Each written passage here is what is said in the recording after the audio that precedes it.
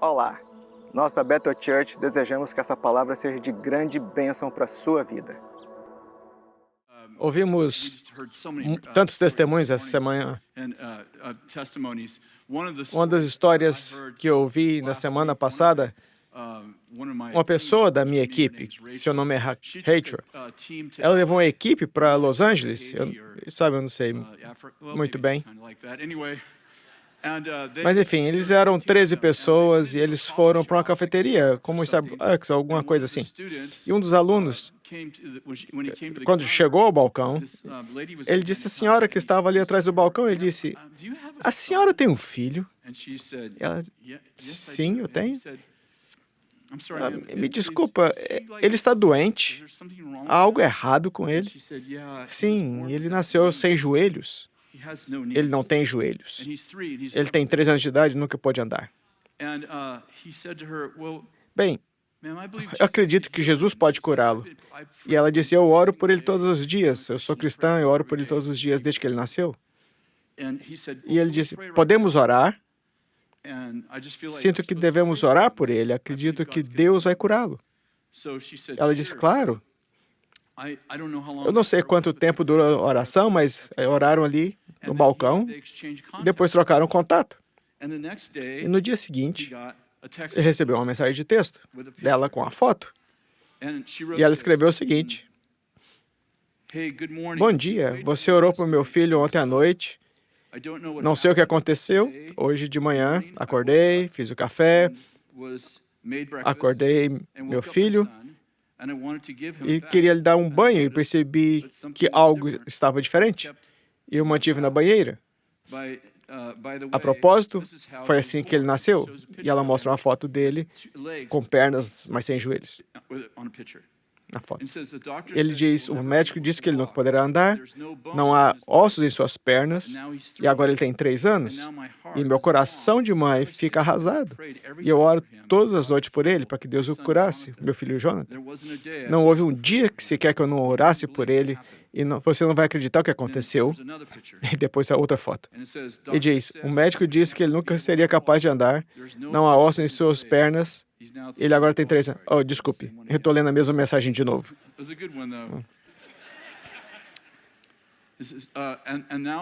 E agora ela mostra uma foto dele andando.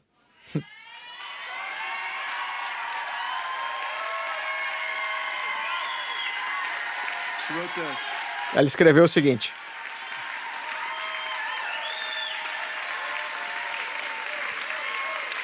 Ela escreveu o seguinte. Quando eu estava dando banho nele, pude sentir os ossos das suas pernas. A princípio fiquei surpreso e achei que eu estava imaginando. E depois chequei novamente, havia ossos formados e não tenho palavras além disso. Obrigado por orar por mim. E há depois um vídeo de seu filho andando.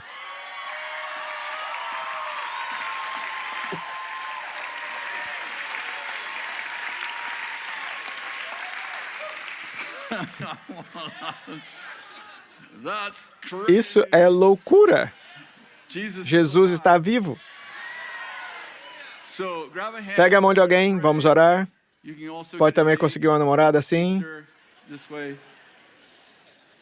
Senhor, nós lhe agradecemos pelo que está fazendo essa manhã. Agradecemos, Senhor, por ser a ressurreição e a vida, não só há 2000 anos atrás, mas o Senhor continua sendo a ressurreição e a vida. Abençoamos esse dia e oramos para que milagres aconteçam, mesmo enquanto estivermos pregando, adorando e ensinando. Senhor, que milagres aconteçam espontaneamente em nossa igreja online, em nossa igreja local, que as pessoas testifiquem de coisas loucas que estão acontecendo em nome de Jesus. Amém. Sabe, uma das coisas mais difíceis sobre pregar, uma das mais difíceis sobre pregar, é saber o que pregar. O que é bem legal sobre esse dia é que eu sabia que ia pregar sobre ressurreição. No ano passado, quando foi me designado para pregar na Páscoa, foi muito mais fácil me preparar. Vamos ler alguns versículos. Vá primeiro para João 19. Vamos dar uma olhada na crucificação. Versículo 17. Carregando a própria cruz, Jesus foi ao local chamado Lugar da Caveira, em aramaico chamado Gólgota. Foi Jesus para o Gólgota, o que significa crânio. Jesus foi crucificado em um lugar chamado crânio, porque Jesus é a cabeça da igreja. Ele foi crucificado em um lugar chamado crânio, porque ele é a cabeça. Quantos sabem que ele é a cabeça e você é o corpo? Agora vamos para capítulo 20 de João, e ele vai contar um pouco da história da ressurreição. Versículo 1. No primeiro dia da semana, bem cedo, estava ainda escuro, Maria Madalena chegou ao sepulcro e viu que a pedra estava sido removida. Então ela correu ao encontro de Simão, Pedro e do outro discípulo, a quem Jesus amava, e disse: tiraram o Senhor do sepulcro, não sabemos onde o colocaram. Gostaria de dizer o seguinte, que João se autodenomina o discípulo a quem Jesus amava. O que é interessante é que, dos outros 4 evangelhos, todos os outros 3 evangelhos o chamam de João. João se chama a si mesmo de discípulo a quem Jesus amava. Eu diria que o evangelho de João provavelmente não era o favorito do resto dos discípulos, pois João continuava a se chamar o discípulo a quem Jesus amava. Vamos continuar. Versículo 3, Pedro e outro discípulo saíram para o sepulcro. Os 2 correram, e o outro discípulo mais rápido do que Pedro, e chegou primeiro ao sepulcro. Eu gostaria de dizer também que o evangelho de João é o único evangelho que diz quem chegou primeiro no túmulo. Pedro e João estavam correndo, mas João chegou lá primeiro. Agora, eu não sei por que isso é importante. Eu escrevi no lado da minha Bíblia, quem se importa? E no evangelho de João também ele escreveu: se todos os milagres que Jesus fez fossem escritos, o próprio mundo não poderia contê-los. Eu não sei porquê, mas era muito importante para João que eles estivessem correndo juntos, mas João chegou lá primeiro, a quem Jesus amava. E continua dizendo: os 2 corriam, mas o outro discípulo foi mais rápido do que Pedro e chegou primeiro ao sepulcro, e se curvou e olhou para dentro, e viu as faixas de linho ali, mas não entrou. A seguir, Simão Pedro veio atrás dele, chegou e entrou no sepulcro e viu as faixas de linho, bem como o lenço que estivera sobre a cabeça de Jesus. Ele estava dobrado à parte, separado das faixas do linho. Eu adoro essa história porque ela retrata as personalidades de Pedro e João. Em todos os evangelhos e nas epístolas, Pedro e João correm para o túmulo e João chega primeiro. Mas João não entra, mas Pedro chega e entra. Eu não sei quanto a você, mas Pedro é sempre assim. Ele sempre entra. Jesus diz aos discípulos: eu vou morrer e vou ressuscitar no terceiro dia. E Pedro diz: não, isso não vai acontecer. Eu te protegerei. Não se preocupe, você tem a mim. E Tomé disse: eu duvido.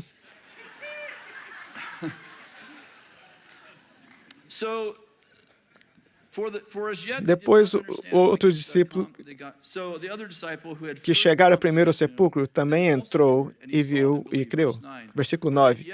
E eles ainda não haviam compreendido que, conforme a Escritura, era necessário que Jesus ressuscitasse dos mortos. Os discípulos voltaram para casa. Maria, porém, ficou à entrada do sepulcro chorando.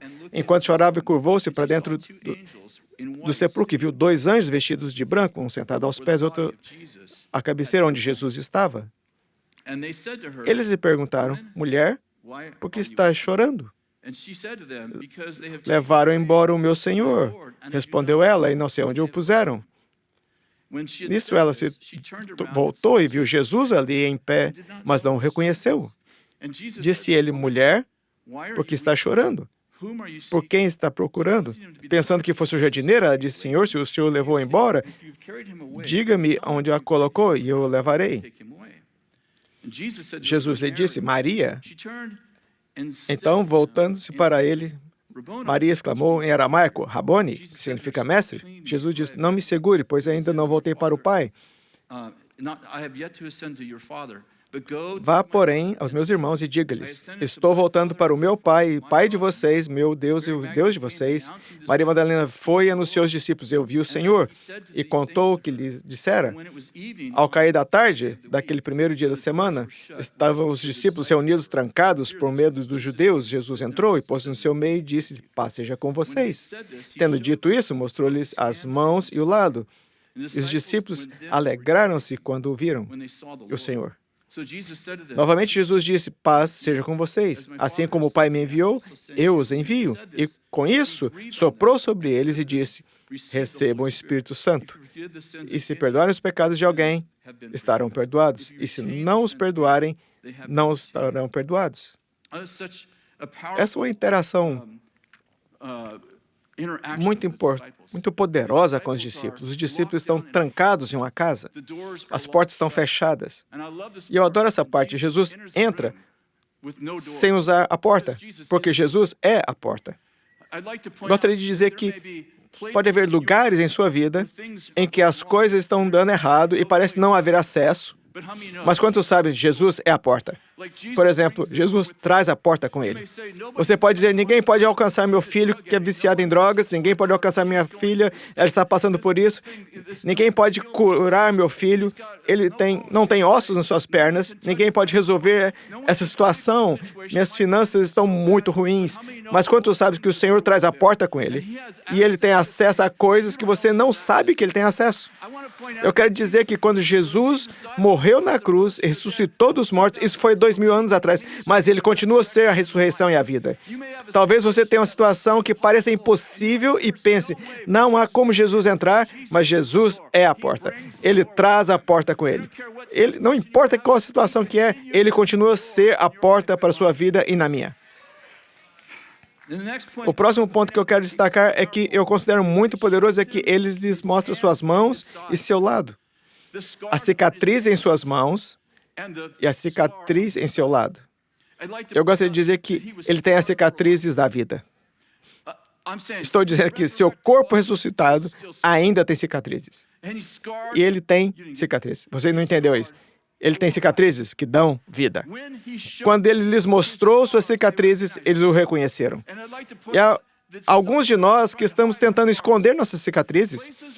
Nos lugares onde Jesus curou, não há mais dor, mas muitas vezes o Senhor ainda deixa uma cicatriz ali. Muitas vezes o Senhor deixa algo que você pensa: eu não quero que ninguém saiba sobre isso, sobre mim, porque se souberem, isso vai tirar minha credibilidade. Eu gostaria de dizer que Jesus tem cicatrizes da vida, e muitas vezes ele deixa cicatriz em sua vida. Não há dor, mas ainda há algo que diz: você passou pelo fogo, você passou pela água, Jesus o libertou, e você ainda tem essa coisinha que é um pouco estranha sobre você. Por exemplo, você tem uma mão que não funciona direito e pensa: eu não quero que ninguém saiba disso. Eu gostaria de dizer que Jesus não se envergonha de suas cicatrizes. Na verdade, é mais comum as pessoas o reconhecer por suas cicatrizes do que qualquer outra coisa. Porque as pessoas não estão procurando por pessoas que têm uma vida perfeita. Elas estão procurando por pessoas que passaram pelo fogo e digam: conheço um Deus que pode livrá-lo. Tornou-se comum fingir que nunca aconteceu nada de ruim na minha vida. Talvez você tenha sido viciado em drogas por 15 anos e você pensa: eu não quero que ninguém saiba disso, porque eu quero ter credibilidade. Quero dizer que quando Jesus o curou, ele pode deixar uma cicatriz, e a credibilidade está na cicatriz. Você está marcado pela vida, como Jesus foi marcado pela vida. Sabe, você diz: remove essa cicatriz, e Jesus: não vou remover a cicatriz, eu quero que as pessoas vejam a sua cicatriz e eles vão reconhecê-lo pela sua cicatriz antes de reconhecer qualquer outra coisa. Essa é uma boa palavra? Agora, lembre-se de quando eles entraram no sepulcro. João chegou lá primeiro. Eles entraram no sepulcro e viram 2 faixas de linho. Você lembra disso? A Bíblia diz que uma das faixas de linho que cobriu o corpo ainda estava em seu lugar. Mas a faixa que cobria a cabeça, especificamente, João aponta que ela estava dobrada e colocada em outro lugar. Por quê? Porque quando Jesus ressuscitou dos mortos, a cabeça foi revelada. Mas o corpo ainda não foi revelado. Está me acompanhando? Veja Romanos capítulo 8, versículo 14. Porque todos os que são guiados pelo Espírito de Deus são filhos de Deus. Pois vocês não receberam um espírito que os escravize para novamente temer, mas receberam um espírito que os adota como filhos, por meio do qual chamamos Abba Pai. O próprio Espírito testemunha com o nosso espírito que somos filhos de Deus. Se somos filhos, então somos herdeiros, herdeiros de Deus e co-herdeiros com Cristo. Antes de mais nada, que quero dizer que quantos sabem que Jesus não é o presidente dos presidentes? Ele é rei de reis. Ouça, Jesus não é o presidente dos presidentes, ele é rei dos reis. Por que isso é importante? Porque Paulo aponta que quando somos salvos, nos tornamos o quê? Filhos de Deus. Você não está entendendo. Você entende que Deus é seu pai? Ele é o rei dos reis? Quem são os reis sobre o qual ele é rei, né, sobre? Estou apontando que diz que somos filhos de Deus e porque ele é rei, ele tem herdeiros. E, portanto, somos herdeiros com Cristo. Está comigo? Estamos assentados nos lugares celestiais. Tempo passado, assentados. Como posso estar sentado nos lugares celestiais? Porque estou ainda aqui? Porque quando Jesus ressuscitou dos mortos, quantos sabem que Jesus não só morreu por você, ele morreu como você? Quando Jesus ressuscitou dos mortos, você ressuscitou com ele. Não, Jesus ressuscitou há 2000 anos atrás, eu ainda não tinha nascido. Mas a Bíblia diz que você foi escolhido nele antes da fundação do mundo. E diz que Cristo foi crucificado antes da fundação do mundo. Ele escolheu você antes da fundação do mundo, ele crucificou Cristo antes da fundação do mundo, e quando Cristo ressuscitou dos mortos, ele não só morreu para perdoar seus pecados, ele também morreu para que você pudesse ressuscitar com ele. Está comigo? Isso é uma boa palavra? E você está atualmente assentado nos lugares celestiais com Cristo? Você está sentado com Cristo nos lugares celestiais. Você não só está sentado nos lugares celestiais, você está sentado com Cristo nos lugares celestiais, fazendo de você um co-herdeiro. Deixa isso penetre um pouquinho. Você é co-herdeiro, co-governante com Cristo. Eu não quero ser arrogante, sabe? Arrogante? Quantos de vocês têm filhos? Quando seus filhos fazem algo incrível, vocês pensam, espero que eles não fiquem muito orgulhosos. Senhor, mantenha-os humildes. Não. Ouça, não é verdade que quando seus filhos fazem algo incrível, eles estão glorificando o nome da família? Lembro de meu neto jogava basquete, ele acertou um arremesso de 3 pontos e eu pulei na arquibancada. De quem é esse neto? Eu não disse, espero que ele não pense que ele acha tão bom quanto eu. Antes de mais nada, no basquete isso não é possível. Mas você entendeu. O que quero dizer é que a glória dos filhos dá glória ao Pai. Por exemplo, quando você faz algo incrível, você dá glória ao nome da família. Ouça, você é de uma família real quando você nasceu de novo. Você não sabe qual família eu nasci. Eu não sei qual família você nasceu, mas sei qual família você nasceu de novo. Você nasceu de novo em uma família real. Quando você age de forma diferente da realeza, se sente convicto. Não estou falando de condenação. A condenação diz, você mentiu, você é um mentiroso. A convicção diz, você é incrível demais para se comportar assim. A convicção diz, você é da realeza, pare de se comportar assim. Está me entendendo? Ok. Bem, me acompanhe um pouco mais. Verso 18. Considere que os sofrimentos atuais não podem ser comparados com a glória que nos será revelada.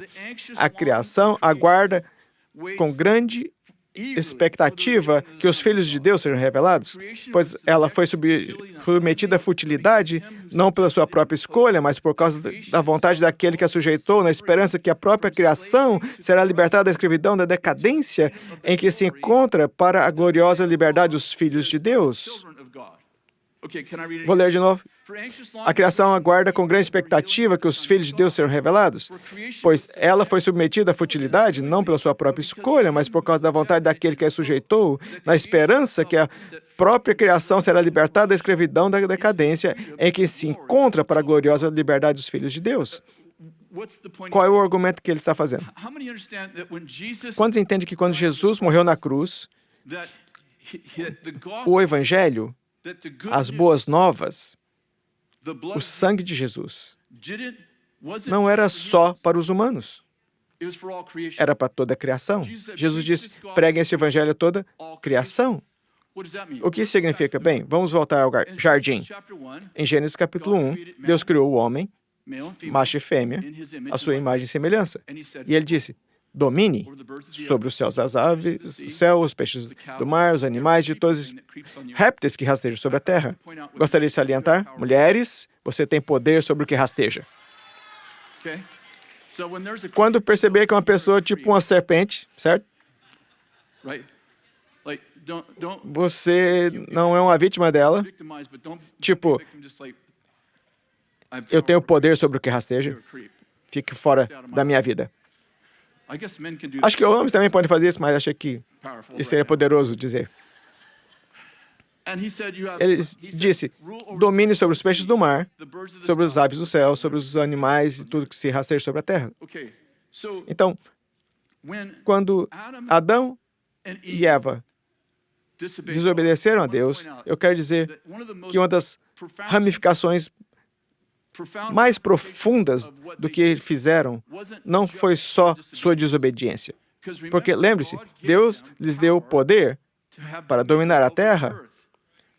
O salmista escreveu, os céus pertencem ao Senhor, mas a terra foi lhe dada aos filhos dos homens. Está me entendendo?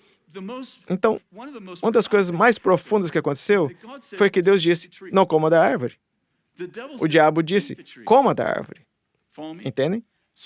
Eles não só desobedeceram a Deus, eles obedeceram ao diabo. E quando obedeceram ao diabo, mudaram de mestre. Está comigo? Lembram em Lucas 4, na tentação do deserto, quando o diabo se aproximou de Jesus no deserto, uma das tentações, ele diz, curve-se e me adore, e eu lhe darei todos os reinos do mundo, porque eles me foram entregues. Quem entregou a ele? Adão. E qual foi a maldição sobre Adão? Bem, vamos começar com a serpente.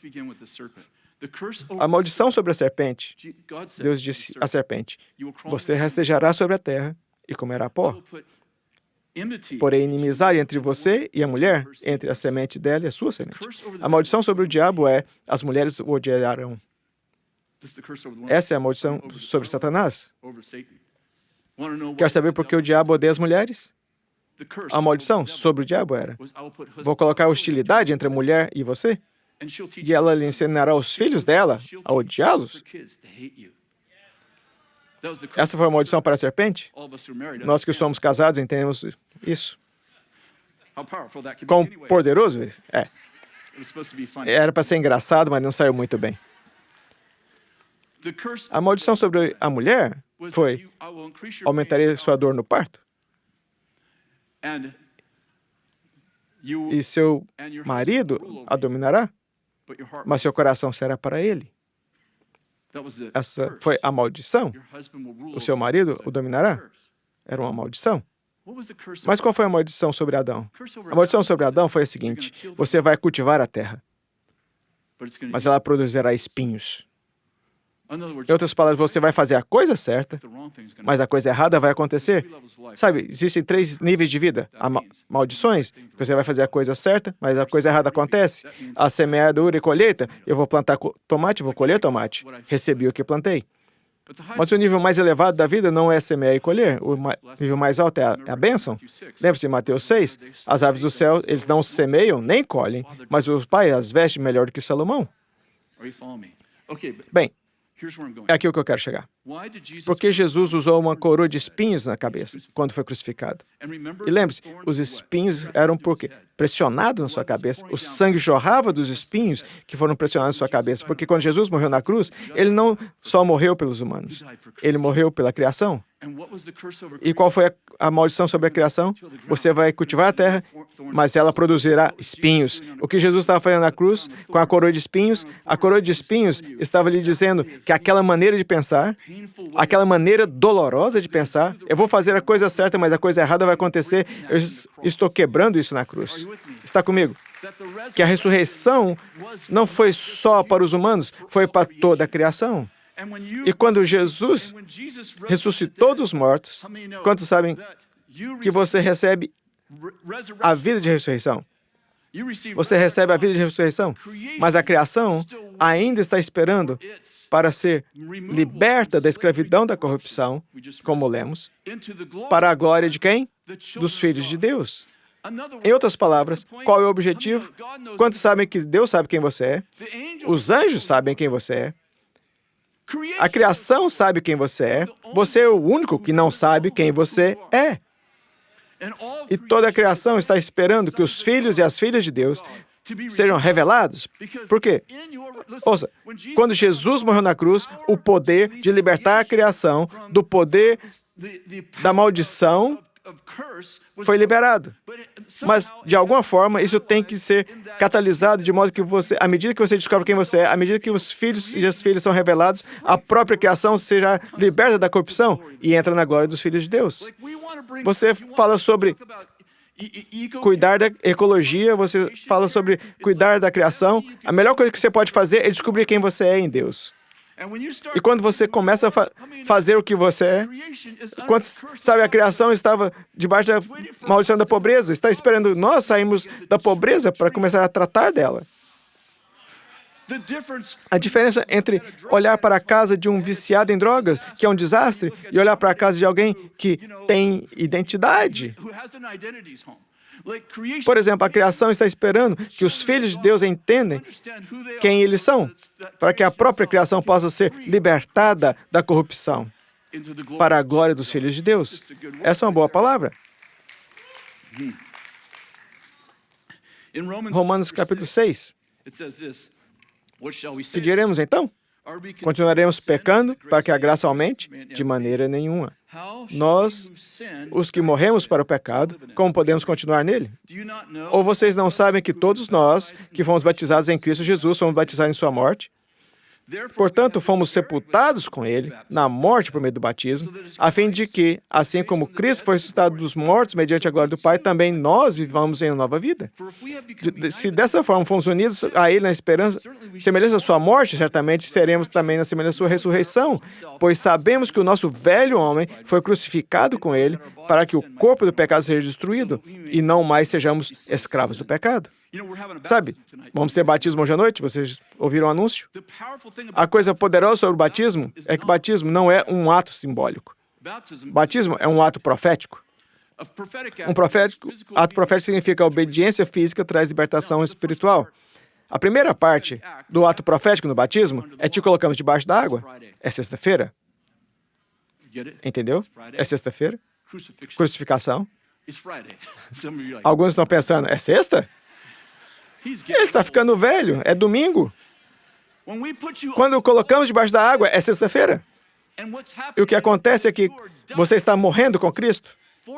O livro de Romanos diz 47 vezes, você está crucificado, está morto, está morto, está morto, está morto, está morto, está morto. Quando nos colocamos você debaixo da água, você está morto, crucificado com Cristo. Você está co-crucificado com Cristo. Mas a parte mais poderosa do batismo não é o mergulho. Porque quando tiramos você da água, é domingo. Está me acompanhando? Veja, esse que Jesus disse que ele não só morreu por você, ele morreu como você. Porque você estava em Cristo. Quando ele morreu na cruz e quando ele ressuscitou dos mortos, você ressuscitou com ele. A Páscoa não é sobre 2000 anos atrás, a Páscoa é sobre uma vida de ressurreição que está acontecendo em você, para você e por meio de você. Essa é uma boa palavra.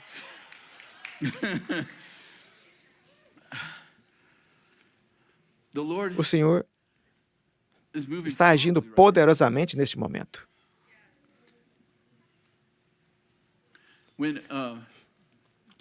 Quando Lázaro estava morto, Jesus foi ao sepulcro, mas chegou 3 dias depois, porque quando ele ouviu que Lázaro estava doente, ele esperou 3 dias. Marta sai para encontrar com Jesus e ela não está em um bom humor. E ela diz a Jesus, se o Senhor estivesse aqui, meu irmão não teria morrido. E Jesus disse, eu sou a ressurreição e a vida. Quem crê em mim, ainda que morra, viverá. E ela disse, eu sei que o Senhor é a ressurreição e a vida, que vai ressuscitá-lo no último dia. E ele disse, não, eu sou a ressurreição e a vida. Jesus é, nesse momento, a ressurreição e a vida. Quantos de vocês precisam de algo ressuscitado? Aqueles que não levantaram a mão precisam de mais amigos. Porque não sei se acontece assim com vocês, mas assim que eu resolvo meus problemas, eu tenho um amigo que tem problemas. Se ainda não levantou a mão dizendo que tem algo que precisa ser ressuscitado, você precisa de mais amigos. Fiéis são as feridas dos amigos. De qualquer forma. Você pode encontrá-los no Facebook. Há muitas pessoas feridas no Facebook. Caso precise. Jesus está fazendo coisas poderosas entre nós. Ele é, nesse momento, a ressurreição e a vida. Eu estava pensando essa manhã, há muitos anos, minha filha Jamie, quando ela tinha 8 anos de idade, ela tinha uma convulsão grave. Na época, foi a convulsão mais longa registrada na história do condado de Shasta, 2 horas e meia. Nós morávamos no Trinity e trouxemos para cá. Eles a trouxeram de ambulância para cá e, ao chegarmos, tivemos que esperar. Eu não sei se algum de vocês já passou por uma espera em que aguarda o resultado de um exame. Esperamos pelo resultado do exame. Lembro especificamente que estávamos esperando a tomografia do cérebro dela e estávamos em um parque. Caminhamos naquele parque por horas enquanto esperávamos o resultado do exame. Os médicos estavam achando que provavelmente era um tumor cerebral. Caminhamos naquele parque, oramos. Quero dizer, foi preciso coragem para voltar ao hospital, para ver os resultados. Alguém já sofreu um trauma como esse? É uma cicatriz que permanece conosco. Chego ao hospital e o médico está esperando por nós. Isso é assustador. O médico está esperando por você e ele diz, ela não tem um tumor. Ela tem epilepsia. A mãe da Kathy tem epilepsia grave. Sabemos tudo sobre epilepsia. Há 2 tipos diferentes de medicamentos usados para controlar a epilepsia. E eu vou lhe contar a história resumida. Ela é alérgica a ambos. Eles não perceberam que ela é alérgica ao segundo, até que ela passou 7 dias no hospital, quase morta, e o médico decidiu retirá-la da medicação e ela saiu dessa situação. Eles não podiam lhe dar nenhum medicamento para as convulsões. Se alguém já viu uma convulsão de grande mal, é muito traumático. Durante 11 meses, tivemos que ficar com ela 24 horas por dia. Por exemplo, se ela fosse ao banheiro, se ela fosse tomar banho, alguém tinha que estar com ela o tempo todo. Ela teve muitas convulsões. E tínhamos que levá-la de volta a Redding todos os meses para consultar o Dr. Angsley, que era o neurologista, para ver se ela tinha epilepsia, pois não podia tomar nenhum medicamento. E acho que foi no 11º mês, Kathy levou para Redding. Eu estava em nossa oficina, trabalhando num carro, e o Senhor me disse, hoje chegarão boas notícias de uma terra distante, sua filha estará curada. Eu lembro de Kathy me ligou e disse, ei, eu recebi notícias do Dr. Angsley. O eletro e as ondas cerebrais dela estão normais, ela está bem, e ela tem 48 anos agora e nunca mais teve uma convulsão desde então.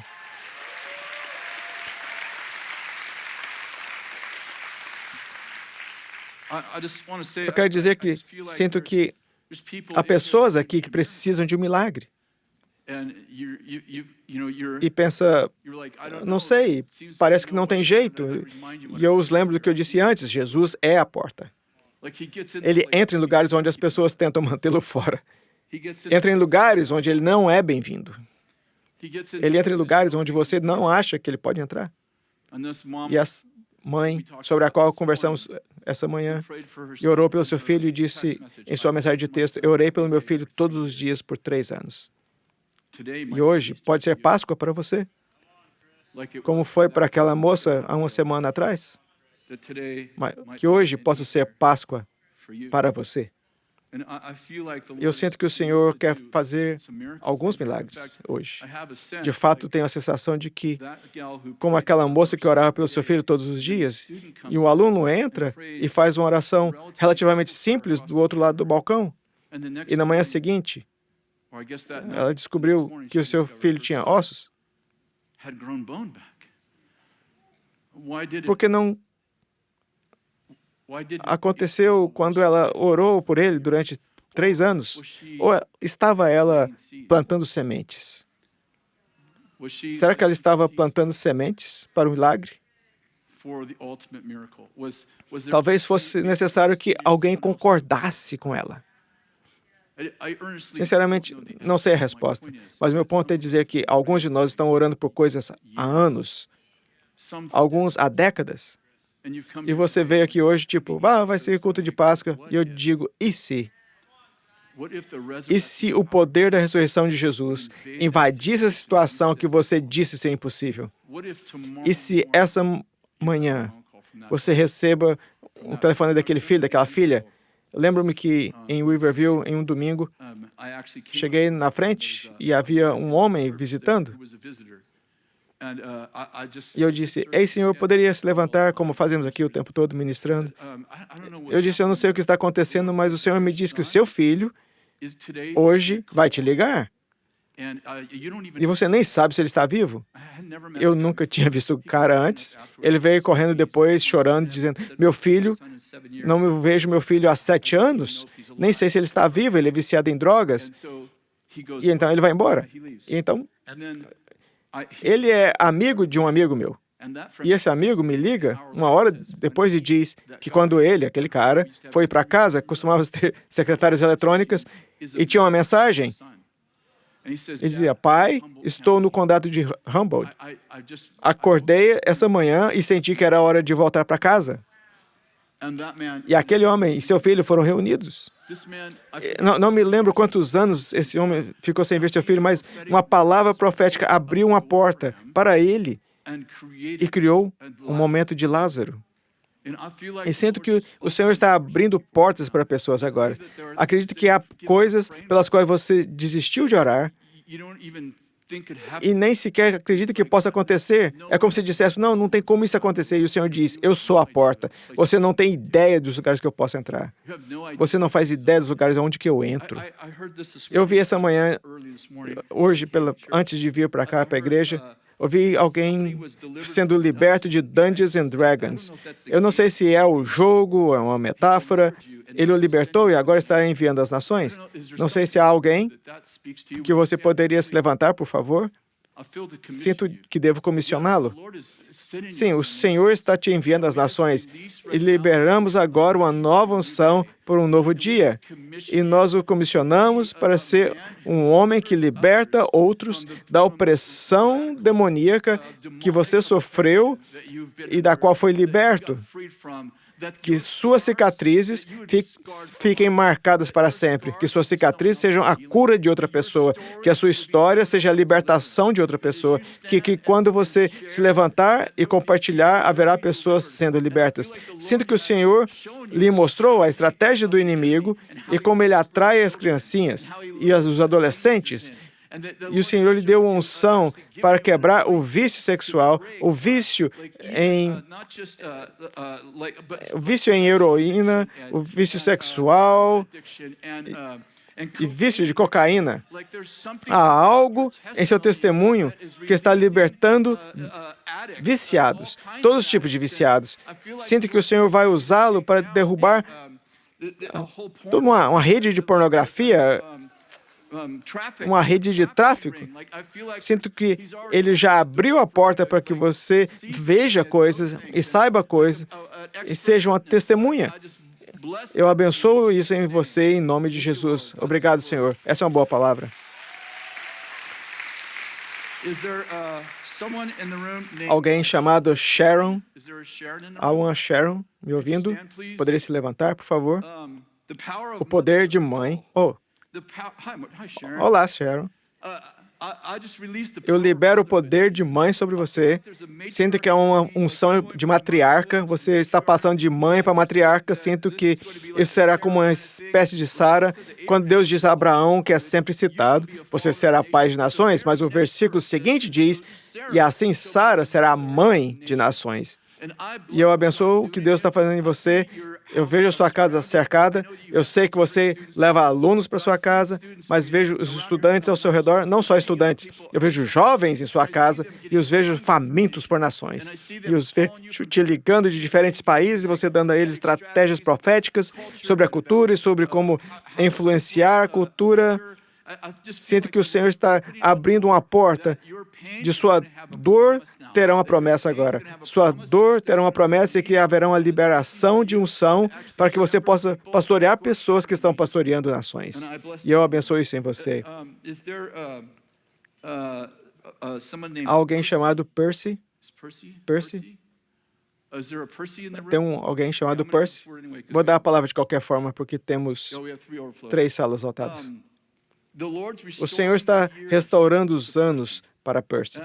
Senti que havia algum tipo de vício que tirou anos de sua vida, mas até mesmo as pessoas dirão daqui a 3 meses, parece que você rejuvenesceu 10 anos. E há algo, sua mente voltou, há clareza em sua mente e em seu corpo, até mesmo seu rosto, suas rugas desapareceram, o que está acontecendo? E me sinto que como se estivesse encontrado a fonte da juventude, libero isso. Alguns estão dizendo, eu também quero isso. Vou tirar isso para mim aqui mesmo. Eu vou libertar sobre Percy e sua família a restauração de famílias em nome de Jesus. Por que não ficam todos de pé?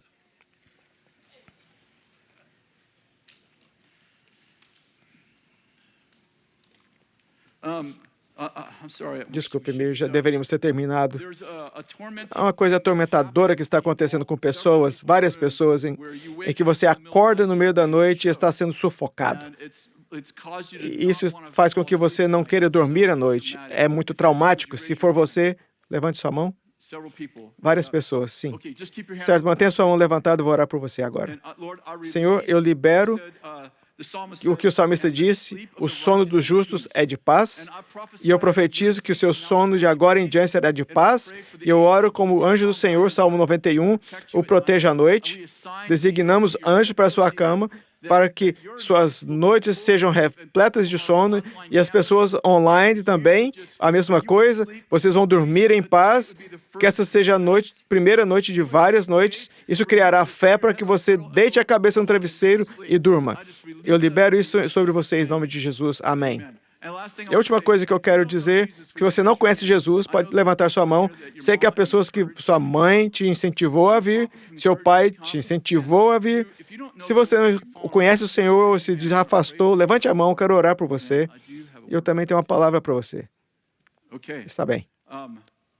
Vamos orar. Senhor, abençoamos cada pessoa que me ouve e oramos para que haja uma porta aberta para coisas que não têm solução, talvez por uma década. E eu oro para que o Senhor abra as portas hoje. Em nome de Jesus, e todos digam, assim seja. Amém.